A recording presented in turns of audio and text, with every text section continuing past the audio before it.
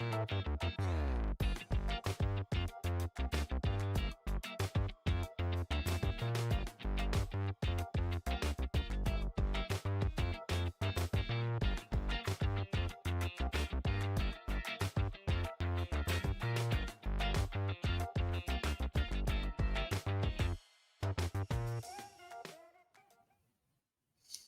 Welcome back, everybody, to our first panel of the day, or actually of the entire event.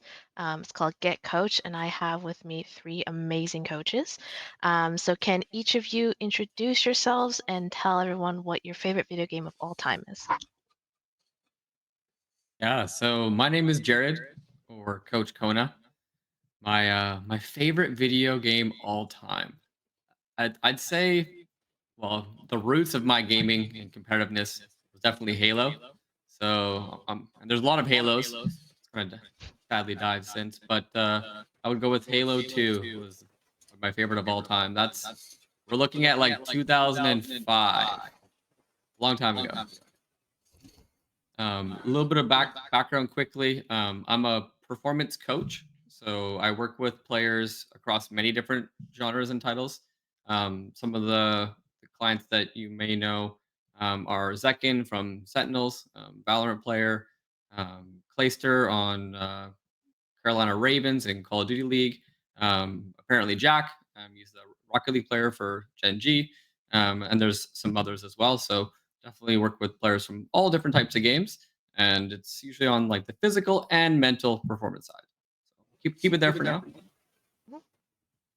I'm Boyce. Currently the assistant coach for YPX.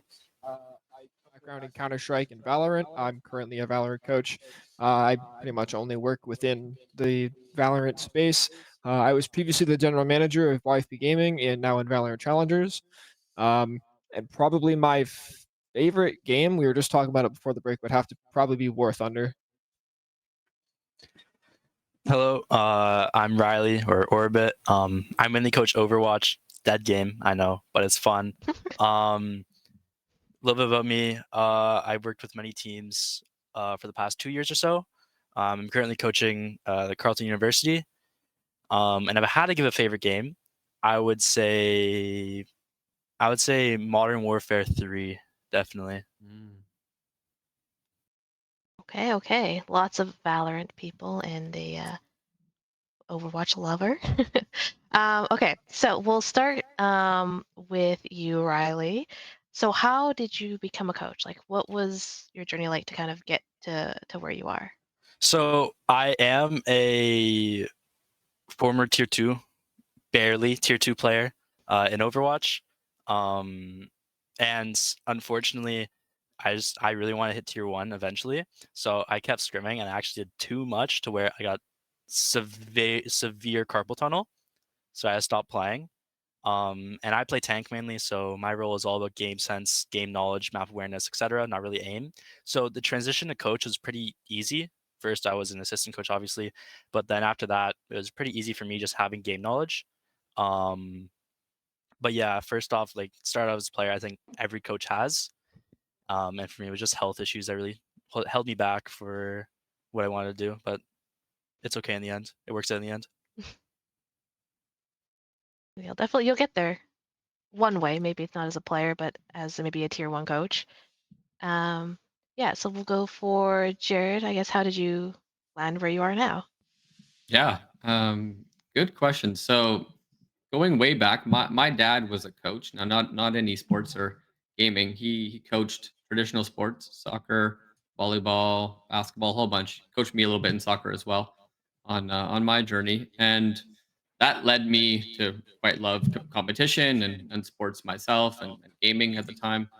And so when I was in school, university, I studied kinesiology and started off as like a personal trainer, strength coach.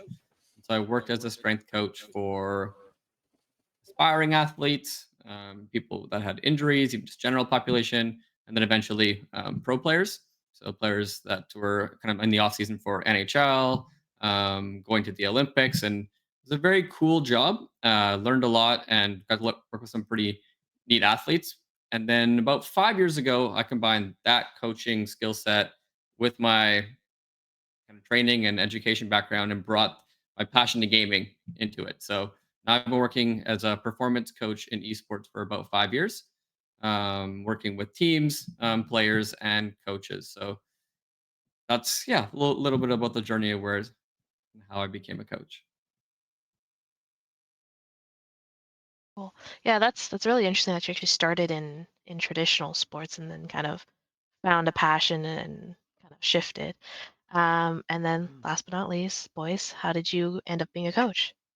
So actually kind of similar to Jerrad. I come from traditional sports. I played hockey for 13 years of my life, and when COVID hit, I wasn't able to play hockey anymore. My final season got cut short by that, and that was when I really started getting into gaming. That was specifically for Valorant. I got really into it. But from playing hockey for 13 years, I had a wrist injury, and my unfortunately, I don't have as much control of my wrists as I'd like to. So playing individually, I was never very good, and it was really hard to improve. So a while ago, about just over 2.5 years ago, some of my friends were competing in one of the first Valorant Game Changers tournaments, and they had asked for some help, just like getting a team sorted. And since they were all my friends, I offered to help them where I could, expecting to just kind of do it like one time for fun.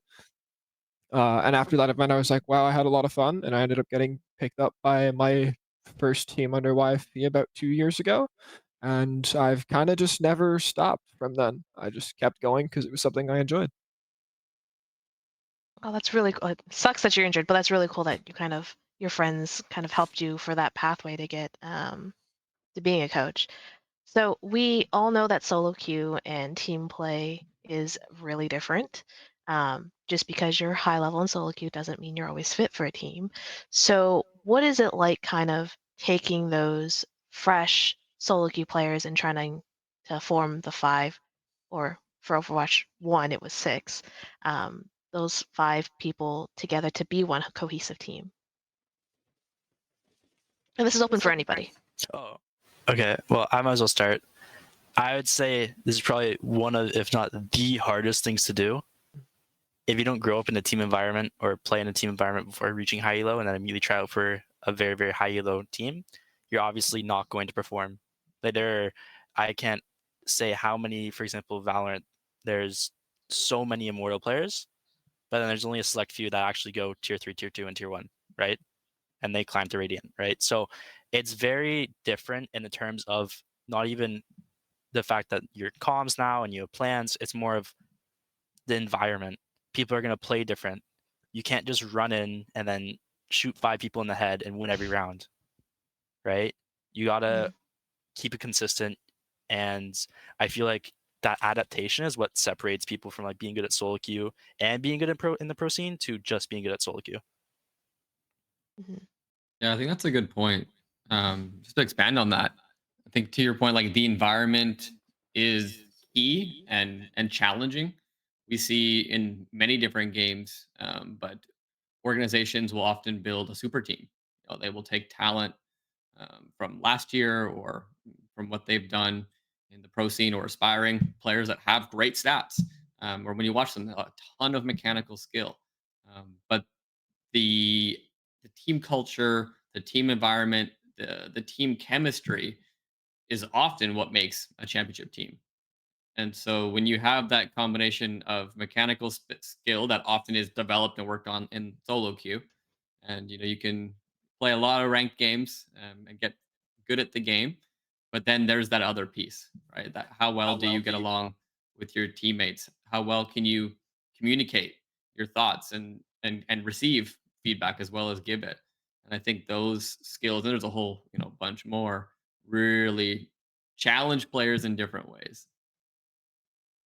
Yeah, I Mhm. think especially when it comes to like growing into the much higher tiers of play, coming even from collegiate or like in Valorant, the premier system they've implemented like lower tier tournaments. That's where a lot of teams really start to get separated, is in that environment and how you work together. Because you could take a team, like you'll see teams all the time where, like you were saying, they'll build a super team and sometimes they just completely fall apart if the system's not there and the players just don't mesh with each other to kind of build that connection and be able to play off each other. It's not like solo queue where you can take 5 of the best players in the world from 5 of the best teams in the world, put them against another team that's been playing together for 6 months, it will probably have a very clear result 9 times out of 10. Mhm. Yeah, so it sounds like synergy really is the key. So which begs kind of the next question. How can coaches or even players kind of help improve your team cohesiveness? Is there any kind of tips that you can give everybody? I'd say the two main pillars to like build team synergy and cohesiveness would be communication. Comms, mid-map are very important, whether you see someone, you see a smoke, you see it rotate, anything is really important, right? Especially when it comes to comms, because that's the one part of the game that you can 100% control, is what you say. The other part I would say, and I think it's slept on a lot, is just playing with your teammates, like duoing with your teammates. Getting to know their play style helps a lot, because then you could automatically assume, okay, what are they going to do in this 2v1? And then that saves you a lot of time in comms so that you can talk about other stuff, more important stuff, right? And so just playing ranked in general is such a good way to not only get better, but if you're dueling with a teammate, it allows you to sort of build that synergy where you just know what he's going to do all the time. Mhm. And even just building off of communication, it's not just communication in game, I don't think, but also outside of the game, just being able to talk to your teammates and like be trusting and open with them is very big in building team environments. Obviously, in-game communications are very key, but you need to be able to hold your teammates accountable for things outside of the game. And when there's problems within the team, have the ability to talk about it without anger or getting frustrated with each other, resolving things professionally like adults and speaking through problems. Being able to resolve those is what helps teams stick together for so long. Yeah, I love both of your points. I think that's hugely important. It reminds me of a quote from Nick Saban, who's like a very prolific college coach in NCAA at Alabama. And he said it's all about standards and the standards that we have as a team. And so when you have high achieving athletes or players, they often don't want to be with mediocre players. And mediocre players don't like the challenge that high achieving players put on them either. And so becoming very aligned as to what our common goal is, the work ethic that we want to have, the accountability that we want to have to hold each other to that is really important. I mean, something as simple as showing up to practice on time. A lot of times people may be late, but what happens when a player is late? Like, is there a consequence? Is there some type of system in place that lets them understand that you may be 10 minutes late, but in reality you've disrespected everybody else's time? And that's there's the so to me there has to be a level of respect that everybody has for each other, and whether that's in-game communication, out-of-game communication, getting on the same page, speaking the same language, and building that rapport. I think I would add to the list that you guys have already said. Mhm. I think that last point about, if like players are late and stuff is especially prevalent for like free agent teams when people are on like the come up where there is no like punishment per se for I didn't do what I was supposed to do after prac, or I'm not trying my best in prac. It's on your teammates to be able to hold those people accountable and not have them get upset with each other. Right. Mhm. Yeah, those are all some really good points. Yeah, it just seems like some of those kind of soft skills and people skills and understanding are really what make a good base for your team to thrive on. We do have a question from the audience. Dynasty XY, think, yeah, asks, how do you get into the industry and how do you acquire connections? Oh, I that's think very that's yeah, game to game. it's definitely dependent on like what game you're in and like where exactly you're trying to get into. Like for Valorant, obviously there's resources like there's LFT accounts on Twitter if you're looking to just like get into your first team. But honestly, if you want to get connections, like I know it's hard for some people depending on where you are. Going to events, like especially LAN events, if you live near them, by far the best way to make connections with other people in the scene. Just getting to meet people and have your face seen. But like even just online, like talk to people on Twitter, social media. It exists for a reason. That's what it's for. Yeah, and I can sort of speak on like the Overwatch and League scene when it comes to coaching, and it's more of, I would say, especially more prevalent in Overwatch, it's a lot harder to be successful as a coach than a player. As a player, if you just have really good aim, then you're automatically picked up to a tier 3 team, and if you still consistently improve, you move up, right? With the coach, it's a lot different. You have to sort of start as a base, and that base is always going to be a pretty bad team. There's nothing you can really do to say it. It's really up to you to show their improvement, and you sort of keep climbing the ladder from there. And the way you get picked up to these tier 2, tier 1 orgs is not through your own coaching skill. They'll rather actually look at the players you coach and how they succeeded and how they transitioned. If you picked up a player that was like a B tier player at best and turned them into an S tier player, they will take notice and then they'll get you for that, right? So it's more of, you have to turn your players into the pros, and then they'll sort of say, oh yeah, this guy's a good coach, and their org's going to go interview, and then from there on, it's good. Yeah, I like those tips. I think the human connections is a big one, right? Like meeting people in person, being yourself. Like this might sound like very zoomed out macro view, but like being authentically you. I think that one I can't stress that enough. Like when people get a chance to meet you and you don't feel like you're putting on or being fake and you're just living by your own morals and values. I think that shines through and people can see that and they're probably more willing to connect with you and to learn about you. Um, so yeah, I would definitely put that on top. Being active again, like Boyce said, like being active on socials or you're joining a Discord server that is, maybe it's a manager or a coaching server, but there's also a lot of ones out there just to get to know people or form a team. So it takes some effort, which is kind of neat. But if you wanna do it and you're passionate about it, definitely you can keep going and going. I think Mm. it's also important, even just for not just for coaches, but for anyone realistically that wants to get into teams, like have the ability to sell yourself. Mhm. Like, and I know that might sound weird, but if you're trying to reach out to people who don't know who you are, if they the same way you would in like a job interview, you want to convince that person that you're the right fit for them. So how can you be able to explain what you can do the best you can? You're essentially selling yourself as a product, and that's something that you need to be comfortable with and able to do. It's a good point. It's Mm. hard to do at first, right? It feels weird. Like Mhm. knowing what your strengths are, knowing what you're good at, maybe what sets you apart in certain areas. Like get to know yourself, ask yourself that question, think about it. Because it can it can be hard, especially a lot of us being Canadian. Like by default, we don't brag or boast about ourselves that frequently. Maybe times are changing, but We apologize for it when we do. right, exactly. Yeah, that's all some really good advice. I think that's kind of one of the themes actually that's really interesting in the esports industry specifically, where it's a lot of it is centered around the individual and how much you want to push and how much you want to market. And you're more or less not gate kept by other parameters, which is really cool. Um, okay, so I hope that answers your question, Dynasty. But Thanks for asking too. Yeah. yeah, yeah, thank you for the question. And if anyone else has any questions, feel free to put them in chat, and we'll do our best to kind of address them. Um, anyways, okay, so moving on.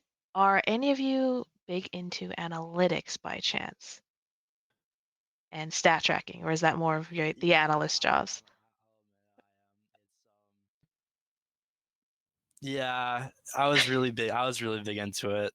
Um, I've I actually wrote a code in Overwatch where, like, if you scrim, you go to custom game, input a code, and it would actually keep track of all their stats per minute, like in a Google Doc, and it tells you a lot of information that you wouldn't see otherwise. Like, if you can set it up right, it will tell you exactly who's underperforming per map, who's underperforming at certain time. Then you could go look at the map and say, okay, so if he's underperforming at this time in this map, it's at this section of the map, right? It tells you a lot of hidden details that you can then go and VOD, right? And you can then go and correct. So it actually like makes you have clear VOD reviews. It helps you sort of make it more concise, and so you can get more done in an hour VOD review than you can in like a 2-hour VOD. I think for me for analytics, I've really only ever used analytics for like anti-strat purposes, never for really tracking my own team as much. But Valorant has like great tools for if you're into Valorant. They have Run It Back, rib.gg is a great tool where it's completely free, and every game that they process, they have full like heat maps of where all of the deaths for one player were on the map. So it's great because now I can say this is where one person is fighting at the beginning of every round. And now that's something that you can either for your own team analyze to say, hey, this is where we're making a mistake. We need to fix this. Or if you're anti-stratting into another team, hey, they're going to challenge you on this angle 6 out of 12 rounds. Put more in there and just punish that one person. But I have been learning a lot more for analytics in terms of just like actual the numbers of it rather than heat maps. But there's a lot. There's a lot to go over, and I'm not fully comfortable with it yet. Yeah, I like that. I think for my role, it's maybe slightly more unique or just different than you guys. A lot of the analytics that I will take in are going to be a bit more subjective. I'm tracking everything from energy, sleep, fitness routines, meals. Just a lot of times, just seeing how mentally and physically ready somebody is to perform. I think what's really neat is when you combine them, when you have the in-game stats and you combine them with someone's mood or energy or sleep schedule, and you start to find little clues and links between those numbers in game and their out of game habits and routines. I've just recently started doing that with my players, the sleep tracking and like getting them to rate themselves with like how do you think your mental was today compared to your Yeah. performance, and like just putting numbers to it, so not only I can see it but they can look back and see, okay, all of these days where I said my mental was at a 2, I played awful. And then even at least they can acknowledge it themselves that there is some kind of correlation as well. One of the best ways of increasing a player's performance consistency is just tracking things. Mhm. Their awareness will be the start line of that consistency. Yeah, I love Mhm. that.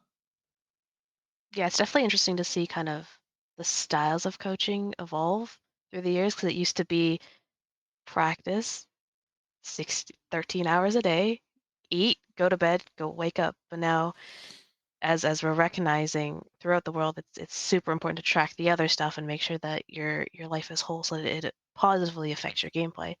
Um, but yeah, so as coaches, are there any super memorable moments or achievements you've had? Whether it's like yourself personally or your team and any of that. I have one that haunts me. Does that count? Sure. I've one moment Honesty that works That's as a well. haunts memorable me. moment, I think, It's right? Yeah. memorable. It's just not memorable for a good reason. My first team, or not my first team, but my first team, my first big team, was a Game Changers team under YFP when I first got picked up. And our first tournament was called Astro Clash. It was a LAN qualifier hosted by XSET, and we went in like on paper we were one of the best free agent teams that was in it, and our first best of one was against XSET. And that was like my first best of one with this team as a coach. Everything on the line, and we beat them in like quintuple OT in a best of one, just to end up facing them in the third place decider where the winner goes to LAN, and we choked a like 11-7 lead on map 2 up a map and then lost map 3, and that will forever haunt me for the rest of my life Oh because the no. team imploded a month after that. Was that against Bob and Kat in that exit? Yes. Okay. I need to remind myself. One of them wasn't there. Okay. Not quite that part of XSET. I don't remember who was on the team at that time. Trying to remember the yeah. For me, it was so I started coaching when I was 16. And for me, it was I was away at a hockey tournament. So I grew up playing sports, and my team was tier 3 and trying to qualify for tier 2. We need to win one more match to get it. And so I remember in the hotel room, my parents are watching a movie. I'm there on my phone screaming at them about like what they got to do and how they got to talk and stuff. And it really, really, really, really made my dad angry. But we qualified, and that's all that matters. Okay. Take it. Love it. I've been fortunate and lucky enough to have a few very memorable moments and achievements. I think one that would strike both of those would be the version 1 Rocket League team that I was working with that qualified for Gamers 8, which is I guess now been rebranded this year to the Esports World Cup in Saudi Arabia. And they won it all last year, and it was like a $500,000 prize pool. So pretty cool achievement for them. They had kind of gone up and down throughout the season in terms of their performance, and the style or the format of the tournament was unique because normally Rocket League is 3-on-3, and in this there was 3-on-3, there was 2-on-2, and there was head to head, which was pretty neat to watch, and the mental challenges of that. So I was really proud of the three players and their coach and the work that they had put in to build up to an event like that. Um, with the confetti just falling from the sky, seeing their faces was pretty cool. The cherry on top for me, I don't know how my camera is flashing, but hopefully it's okay. Was on this couch behind me. Actually, my mom was visiting, and she knew nothing about Rocket League. She knew I worked with certain players and teams, and she followed, and she was like a big cheerleader for me when I used to compete in soccer. So for her, watching the esport was easy. It's easy to follow. Ball goes in the net. It's just a car rather than a player. But she was hyped. She was sitting there on the couch, like cheering, standing at times, and after the trip, she said like that was one of her highlights was learning about the esport, but just being able to cheer and support me and the team that I was coaching at the time win. Oh, Oh, can you guys hear me? Did I lose any? oh Yep, no, we're good. nope, we Okay. got you. Yeah. We got you.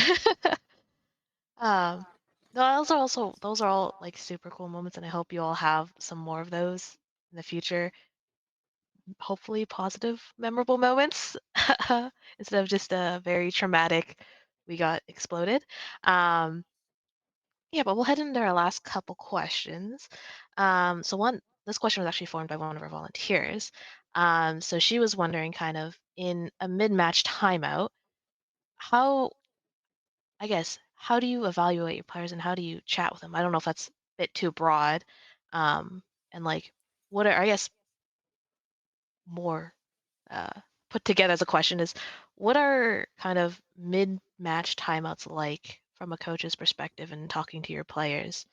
And we'll go with the assumption that like they're they're down by like we'll say in Valorant like 4 or 5 rounds and they just can't somehow get over something to win a round. I mean, I don't coach Valorant, but I would say, and what I always tell my team is to go back to the basics. Usually people overthink stuff, and go back to what we know, go back to the basics. That's usually all I'll say actually pertaining to them. What I'll actually do is I'll actually like tell them about how the other team's messing up. That usually boosts their confidence. And if they actually just go back to the basics, like 90% of people will just win a couple rounds after that, or in Overwatch case, win a map. It's very easy during a game to get really flustered and not confident. And if you don't play like how you scrim, you're not going to win. So going back to the basics sort of just tells them to chill out, relax, and reminds them about what to do, and sort of prevents overthinking, etc. I think it definitely depends on, why I think they've lost the last couple of rounds. Like, if I'm calling a timeout because I can see that they're tilted and that's why they're losing rounds, it's gonna be very different than, hey, like we're making a strategic mistake or they're exploiting something and we need to fix it. I think it's definitely very dependent on the situation of the last couple of rounds. Like I've called timeouts before, literally just to say, we are panicking, take 60 seconds and breathe. Just breathe. Like I don't want anyone to say anything. Just sit here and listen to me for the next 60 seconds and breathe, and just say, relax. We're doing fine. Like, it really, really depends on the situation, I think. Mm. Yeah, I think those are good points. I haven't called an in-game timeout in an esport myself. I've worked with coaches who do it all the time. And so I think, Boyce, you make a lot of good points in terms of like there's a lot of reasons why you call or use a timeout, or or if the opponent team calls a timeout. And to your point too, Riley, like one thing we do know about players is that in order for them to perform at their best, their mind needs to be present. And a lot of times when you're playing a match, their minds can be distracted. Their minds can be focused on a previous mistake and in their own head about it, or they're thinking about the potential consequences of winning or losing the map. And so I think timeouts can be a really good place to remind everybody and bring them back to a present mind state. One of the questions I get a lot of the coaches I work with to ask their players or get their IGL to maybe lead it is like, what's important now? What's important now, or win for short, is a really good kind of tool to bring people's mind back to a present mind state and get them out of that spiral of like, oh, we did this and they did this and you're yelling at me and it can go forever, right? So trying to bring them back as quick as you can. Mhm. Yeah, the mental part of it is super important, just because we assume most of the players have the mechanical, but it's just their mind that needs to work a little differently. But speaking of kind of mind and mental health, is there anything any of you do with your players to kind of keep them in check or keep their mental well, whether it's through stressful times or like everyday life? For me in the past, especially when I was when I'm working in collegiate, and people are busy with classes. There's a lot of stuff going on in their life, while trying to balance it with a team. Um, Really, just keeping open lines of communication with your players is important, and being able to, like, hey, if something's going on and you just needs to talk about it before prac to get it out of your head, so when you're in prac you're focused on the game. Like, be that person for them. You kind of sometimes need to be, especially like if you're working with young players, especially. It's super common at Valorant. A lot of the upcoming players are very young. um, and they'll be experiencing things that maybe they can't talk to their parents about. You kind of have to be a therapist sometimes, which you may not like, but if you need to help your players get in the right mindset to be able to play and practice, and they need someone, it's important that you can be that person. I think to build on that, like what I'm hearing is psychological safety. That's like the term we would use in the performance space. Is you want the players and the team to feel like they can communicate. They can say what's on their mind.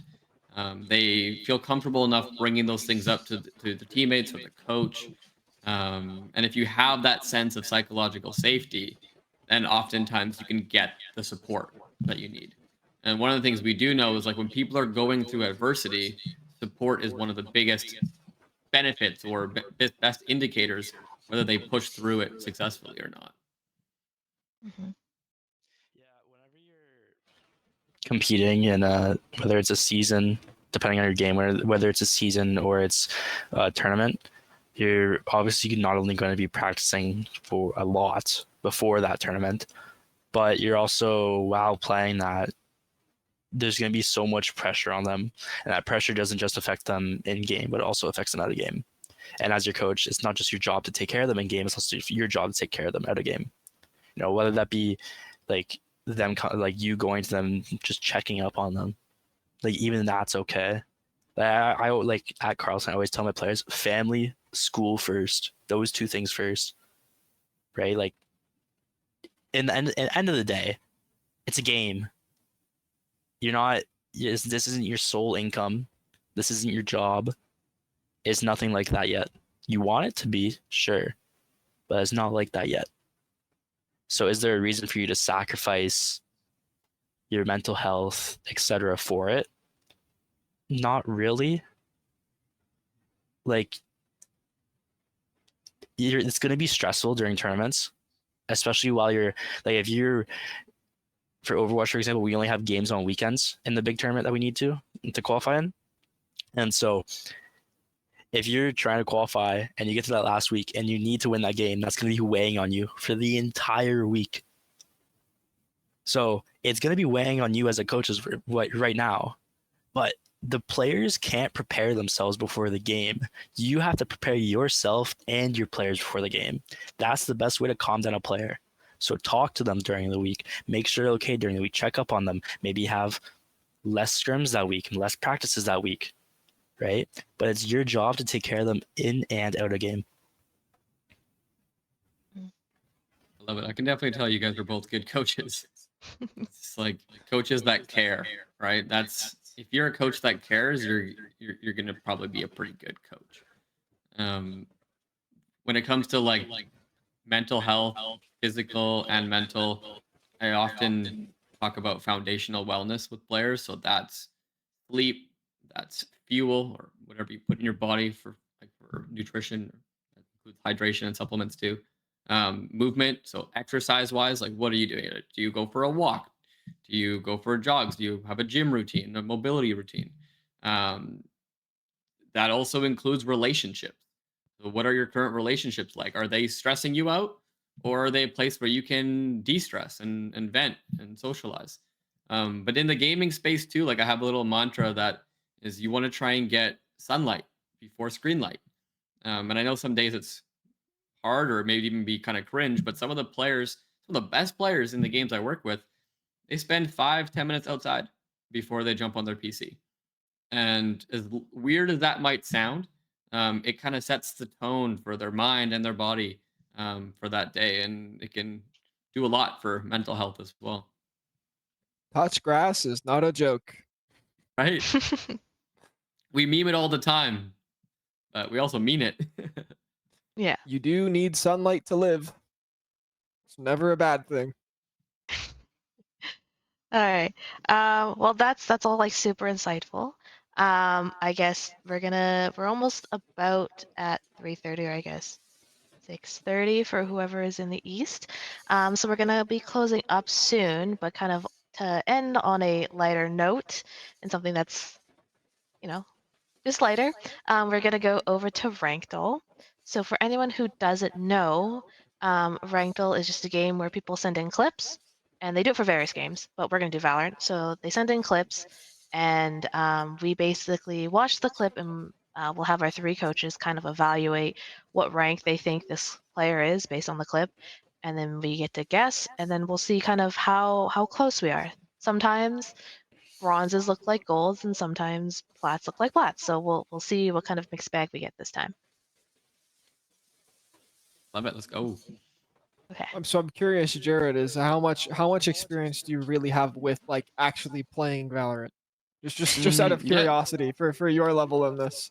Yeah, good question. I think I'm like maybe Diamond 2 peak. I don't play a ton. When I do play, I would say it's a couple games here and there, and it's more about enjoying the game for me. Yeah. I definitely have that competitive fire. Like if I were to play, 5 games a day, I could see myself wanting to push that and see how far I could go. But I understand the game a lot better than I would say my aim allows me to rank up. Fair enough. I was just curious. Yeah. How about you? I don't get much time to play the game outside of prac. 20 hours a week, not much time left. Yeah. There. And I know the wrist you were talking about too, right? Or the hand. I don't like the. Is it bad that I don't enjoy playing Valorant when I'm a Valorant coach? No, That bad? I can understand why. I don't enjoy playing Overwatch. Rank scene is the trap. All right, let's Okay. rate these things. I'm ready. Yes.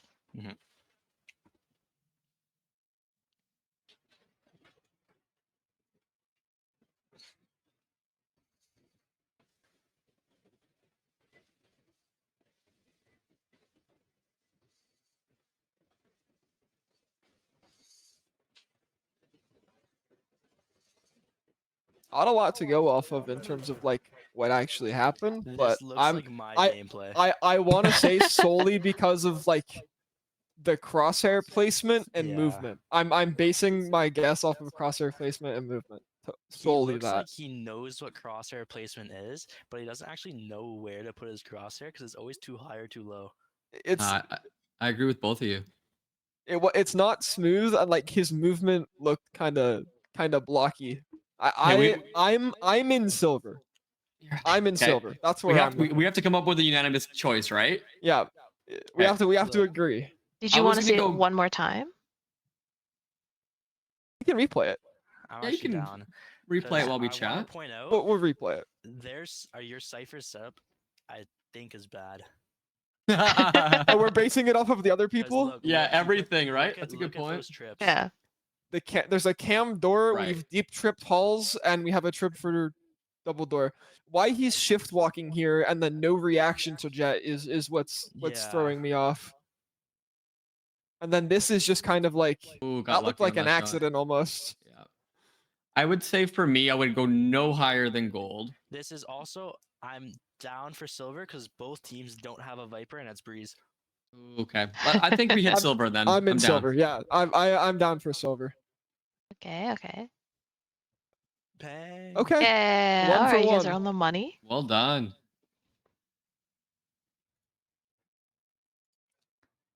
All right. Next clip. Sun classic. Let me see some satchel movement.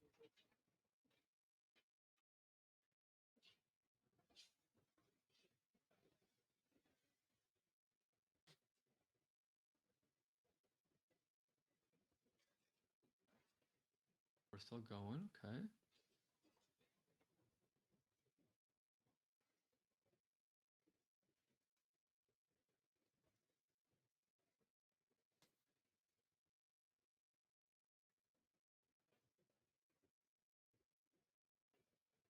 We Well, get got the all the ace. fancy I'm skins. guessing we get the ace.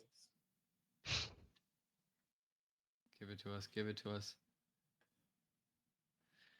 First thing that came to my mind was this feels like my gameplay. I'm Raze. I'm entering site, and I don't see my teammates for another 20 seconds. Your 4 teammates are on the other side. Yeah. Yeah. I think like the movement was okay. Like they know how to use satchels, they know where to throw their nades, and like it feels smooth. Like they're not like disconnected between both hands. I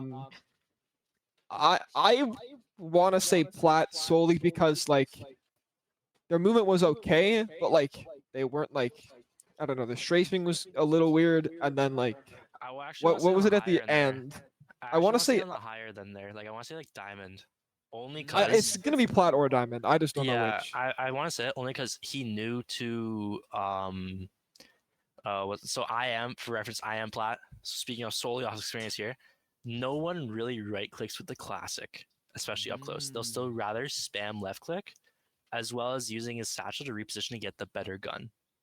Right. So you're noticing. Okay. And Plat was kind of when I was leaning, but you're starting to sway me maybe. I'm gonna say plat. However, if both of you say I'm down diamond, for plat. I'm I'll down for agree plat with then. If diamond. both of you are saying plat, I'm down for plat. All right. Well, let's go with plat. Lock it in. 2 Good for job. 2. Oh, 2 for Let's 2. go. We're on it. All right. And this is the last one. See if you can get all 6 stars. Ooh, let's go.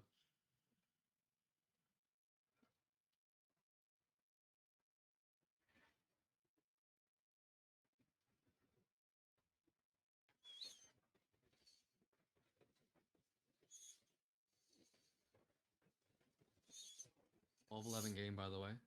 It's a nail biter.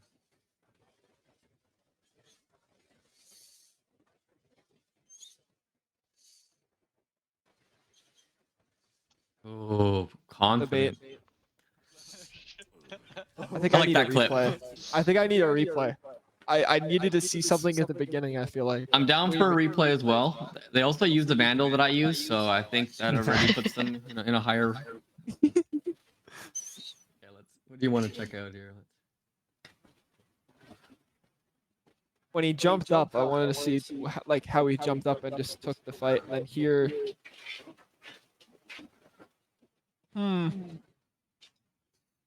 this is a cipher what playing are like. you guys thinking? I mean, it's Before I high say elo. That's anything. obvious. I want to say immortal because if you notice him and it was a 4v2, they were isolating 1v1s. That's why he pushed up, and their jet even isolated himself from main by only peeking mid. Right. At the They were same both- time, the opposite could be said about the other team, also in the same rank. That's true. I'm in ascendant. I'm saying diamond or ascendant. That's where I'm at. That's where I was leaning as well. I was diamond low, ascendant high. Yeah, I'm not gonna lie. but- I kind of forgot Ascendant existed, so let's go Ascendant. I haven't played Valorant. I'm we're going okay green. with ascendant. Green rank? All right. 3 Hey. for 3. Let's go, team. Hey. I'm not I think- surprised most people voted that diamond on the when it showed the results. I'm not surprised by that. Wow. I think you guys are the first group we've had to get 6 stars. I think last year our coaches got 1, maybe 2. No, I generally that's so good for you guys. I think, yeah, I don't think we had anything over like 4. But hey, maybe being a coach pays off, and you can just pick ranks based on 1-minute clips. Well, these guys are aware, like the details here, this trip, that trip, crosshair too. I mean, there's a lot of things we analyzed in 10 seconds. It was great. Mhm. All right, so we are basically at the end of our panel. So thank you to all 3 of you for joining us for about the last hour. It's been super insightful. Thank you for giving us kind of your perspective on coaching and everything that has to do with that. I hope everyone in the audience enjoyed that. Definitely drop them a follow, and let me put their socials here. There you go. Yeah, I definitely did that wrong. Awesome. Well, thanks for having us. There It we was go. fun. True. Yeah, Thank you, so guys. Had so much. Had fun. we will be moving on to our Overwatch 2 tournament right after this. So we'll start in about a half hour. It is a 16-person bracket, so you can catch that on this CIE main channel or the CIE second channel. So we're doing 2 concurrent Overwatch streams. So we'll hope to see you there. And thank you, of course, to our wonderful sponsors, TELUS and BMO, for helping us to put this on this year. Great. We will see you during Overwatch. When I first heard about the TELUS esports series, I was like, there's no way. I was absolutely stoked. You don't really hear about esports at all in Canada, let alone from a big company like TELUS.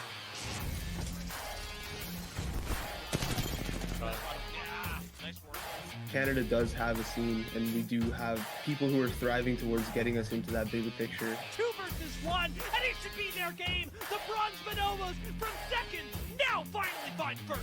Simply put, the TELUS Esports Series is esports for everyone. It's our take of what we think the esports industry should look like and where we think it should go. It's way more fun to compete for something when there's something on the line. And the TELUS Esports Series gives players of all skill levels opportunities to experience that.